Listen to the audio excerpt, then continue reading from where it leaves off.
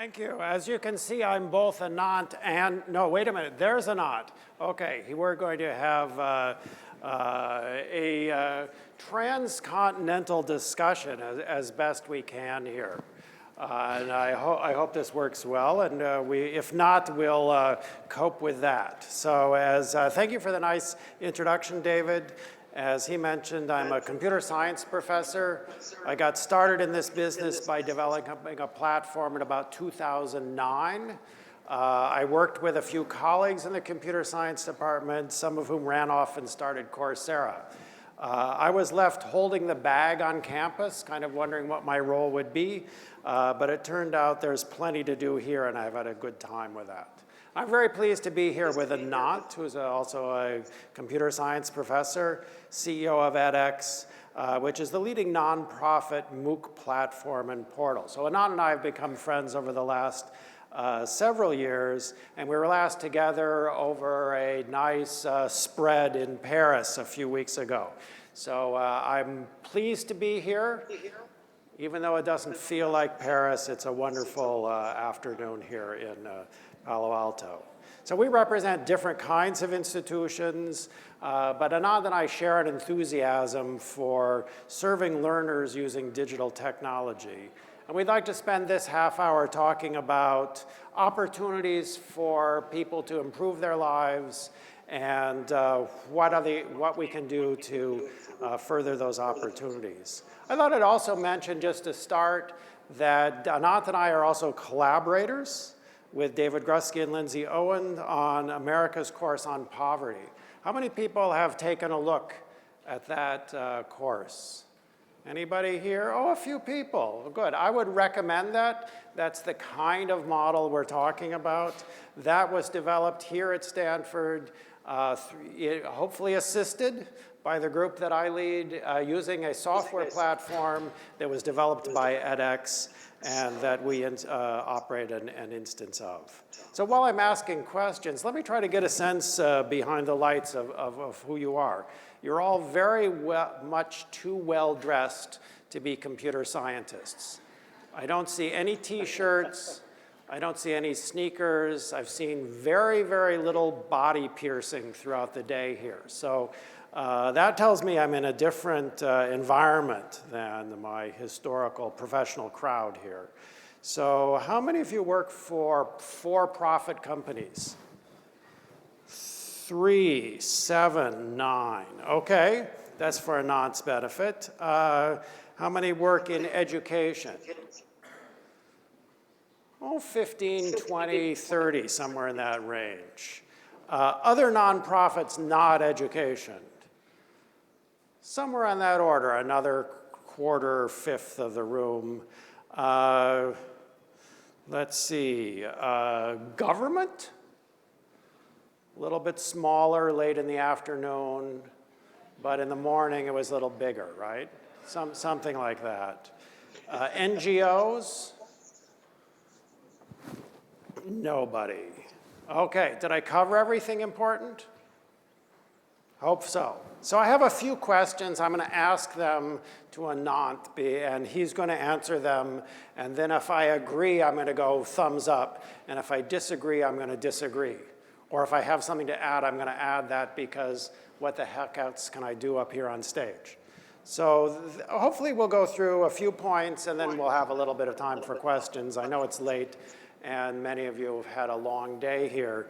Hopefully we'll run through the main topics and you can pitch in and ask questions. So let me just say, to get calibrated, kind of set the context. Anant, what do you think? Do you think the world needs more educational opportunities, or are we all set? No, I think a few would argue that the world needs lesser education opportunities. I think what we need is a whole new kind of education system, because the world is changing around us. And gone are the days when a majority of our learners are those that come to campus at the age of 18 and then continue for 4 years, and then work for 20 odd years and then retire. Today, Megan Smith mentioned this at last year's edX Global Forum in a conversation I had with her, that the next 30 or 40 or 50 years, people would be living to 100, maybe even 150 years. And in this world, we need to move to a model of continuous learning where new technologies pop up every 10 years, and the kind of things we need to learn are totally different. So, for example, big data is hot today. And I promise you, big data did not exist as a word or a phrase in 2007. It was coined around 2008. And so technology is moving really, really fast. Add to that the fact, as has come out in the Education Commission report, by the year 2030, half of today's jobs will be gone because of automation and technology and completely transformed by new areas that will pop up. And so we need a planet scale effort in reskilling. All of this means that we need to move to a model of continuous education where it's not fire and forget, so to speak, at the age of 18, but go to a model of education where you're learning all the time as you need to skill up or reskill every 5, 10 years, which is very different from the kind of education system we have today. Now, is that more education or less education? I certainly think it is different education that we have. Yeah, great. So just for those of you in the audience, Anant can hear us, but he can't see you. So this is all, he's pretending to be very interested in all of you and doing a wonderful job at that. I think just a couple of short points.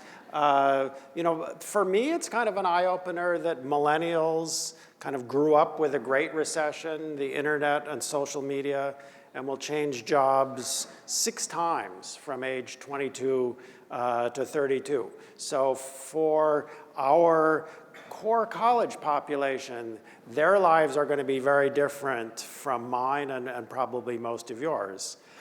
So they need critical thinking skills, the ability to reason from evidence, and skill in navigating vast, as we've seen, very unreliable sources of information, and preparation for jobs that do not exist. So there are big challenges in the world, and we hope to address them through educational means and opportunities. So second question, Anant. Online education is nothing new as a broad category. Online education courses have been used by community colleges, a range of other programs. We have a high school program here. We have a professional education program here that's been online for 20 years and by passenger pigeon for the previous 20. What's different now? What opportunities have arisen in the last 4 years as a result of this MOOC movement, in addition to the great course on America's poverty course? What can somebody do now to take advantage of those opportunities, and what are some of the success stories? How successful have we been so far? Well, I'll give you 2 examples of experiments where today we can do things both online around the world and also on campus. So I'll give you 2 quick stories. Around the world today, just as one example, edX is an online nonprofit MOOC platform founded by Harvard and MIT. We have about 10 million students from every single country in the world. We have about 1,200 or more courses and programs on edX offered by several great institutions and universities that learners from around the world can take for free, believe it or not. So just as one example, taking advantage of this, there is one learner, Akshay Kulkarni, who lives in Hyderabad. He was going through his bachelor's degree in India, and not being very successful. He didn't have a job. And then he discovered edX, and he took software as a service from Armando Fox and David Patterson from UC Berkeley on edX. And he got a certificate in these cutting-edge cloud development courses. He applied to Microsoft in Hyderabad in India, and he got a job very quickly, and he works there today. He's been very grateful for the opportunity, and frankly, he credits edX and MOOCs with opportunities like this. And there's any number of stories of people that are getting access to education around the world and getting jobs. In a survey we conducted of edX learners that have taken courses that are career focused, 43% have told us that they've had a career advancement because of these certificates. 47% are posting their credentials on LinkedIn. Now let me segue to campus. We can do amazing things on campus as well with MOOCs and online learning.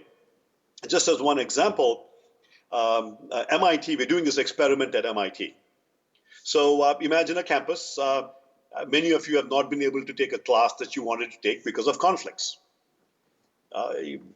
Many classes happen at the same time. There are conflicts. You're traveling for one semester. You can't take a course on campus.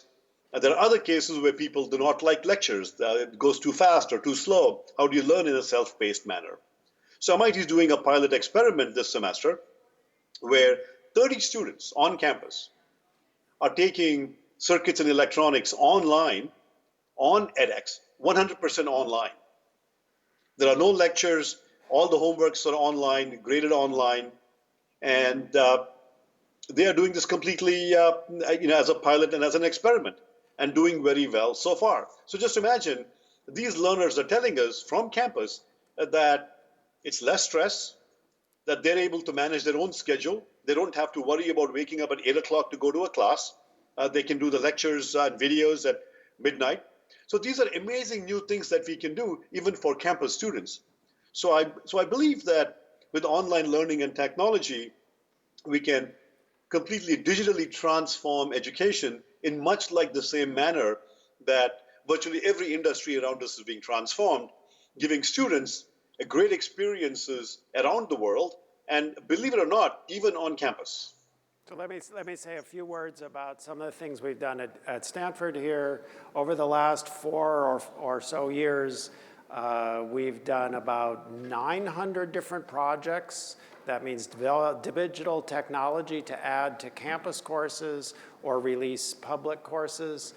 We've worked with about 350 different instructors on campus, which is on the order of 15% of the faculty here.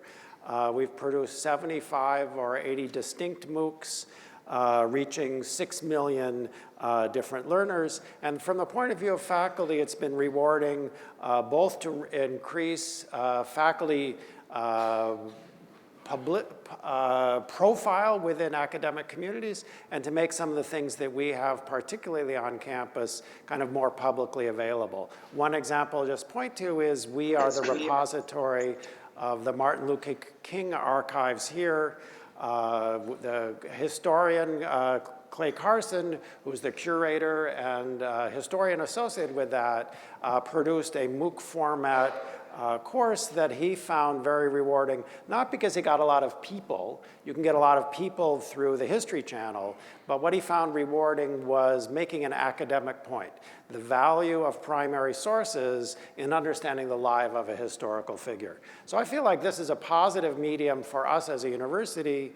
I think we have collected a lot of great, creative, knowledgeable people here on campus, and I think that we now have a good medium for trying to contribute as much of our teaching activity as we can publicly for world benefit. Another note is that there are countries, regions, large organizations, World Bank, the country of France, country of Japan that have tried through this new medium to make some of the things that they have available publicly. Okay, so now let's go to some of the challenges. While we agree there are many ways for a motivated person to follow some course, the completion rate for MOOCs is 6%, 8%, something that would be embarrassing if that was your 6-year college completion rate as a university. So we're not always successful with everyone who tries. Maybe we could do better in the future. So Anant, what do you think? Do you think improvements will come from learning science, field of education, improvements in technology, or things like hiring more tutors and specialized assistants to help people and coach them and wake them up in the morning if they sleep too late? Where do you see like the potential for improvement, since we really have something that's not quite as successful as our campus institutions have been over the last century or so? So my good friend, John, it's a great question. But I have to disagree with the hypothesis that changes in technology or other forms of engagement is what will improve completion rates. I have a completely different hypothesis. People complete something if there is something in it for them. Everybody asks the question, I'll do this, but what's in it for me?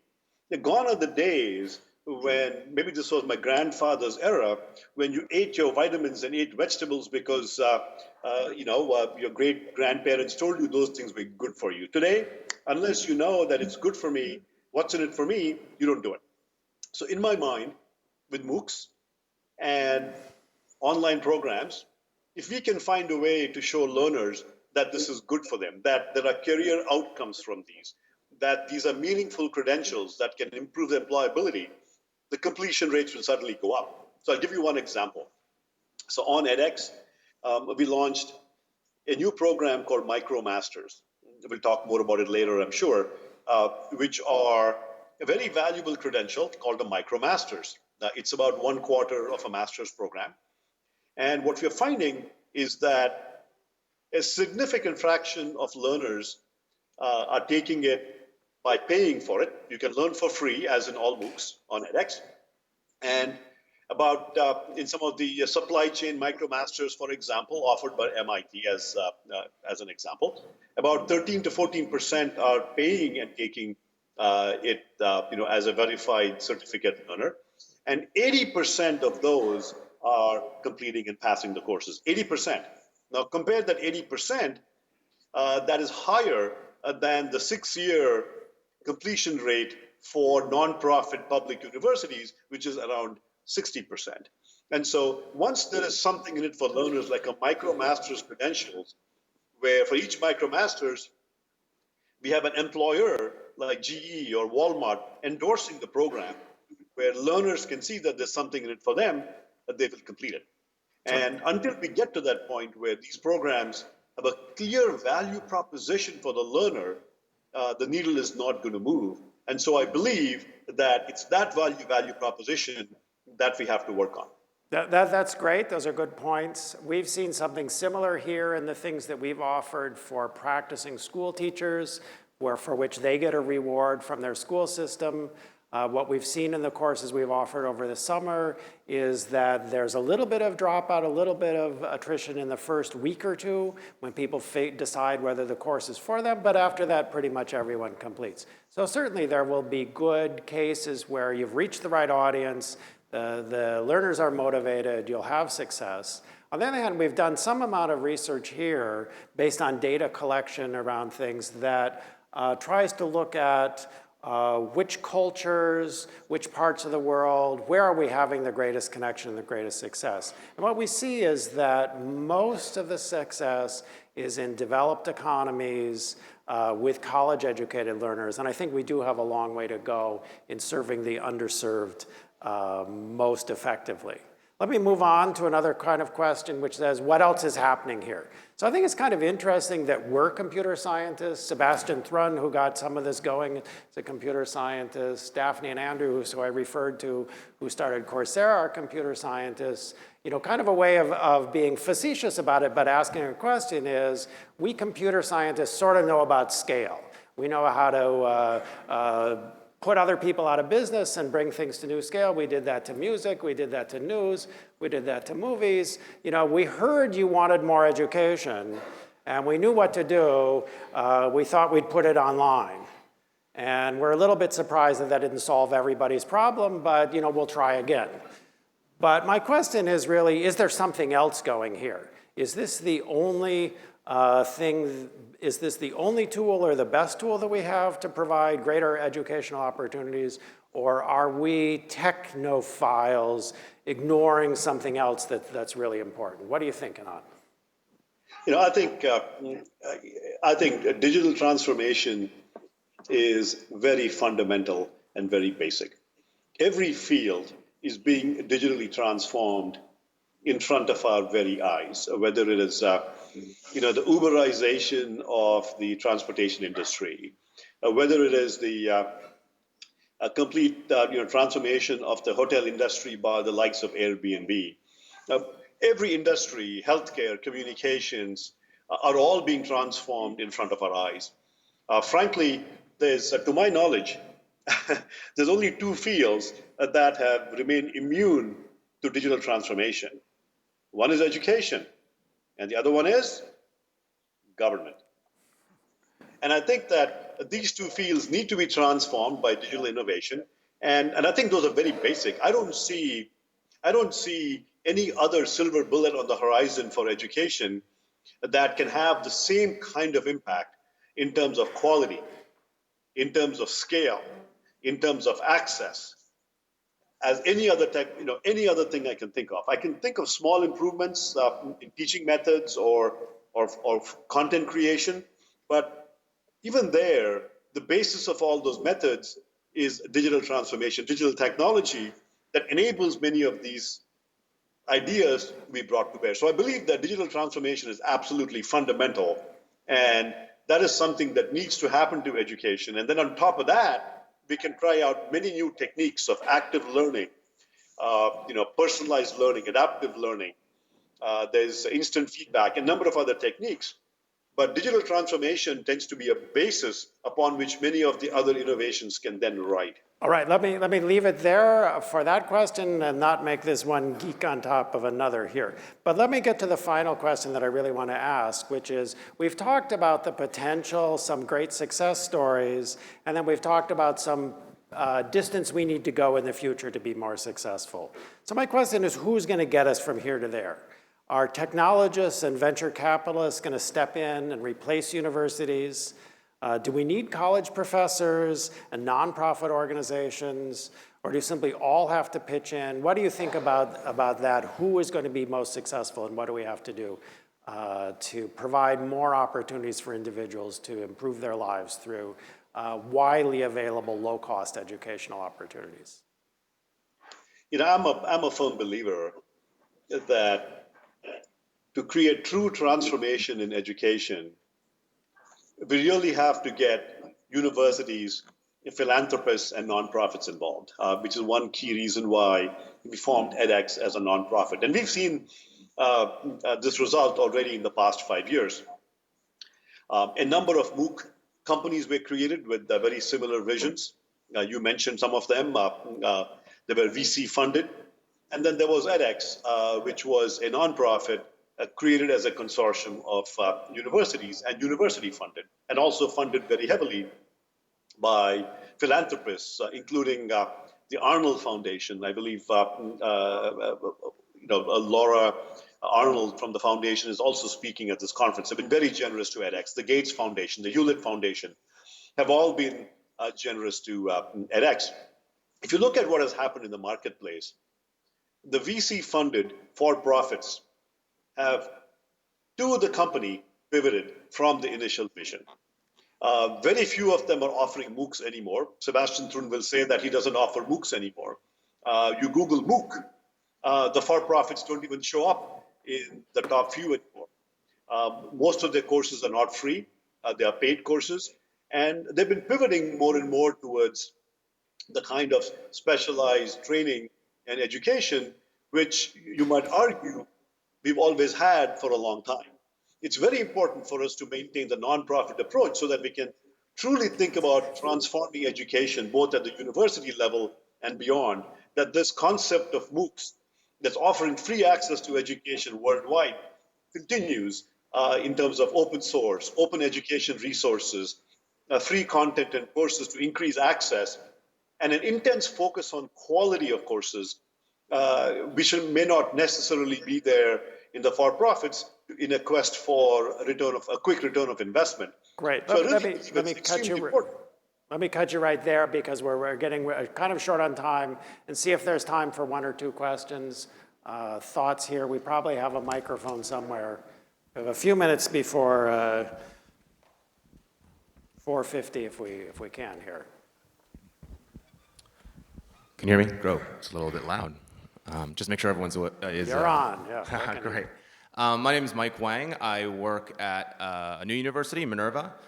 Big fan of both of your work, and thank you for all you've done to help to think about the future of higher ed.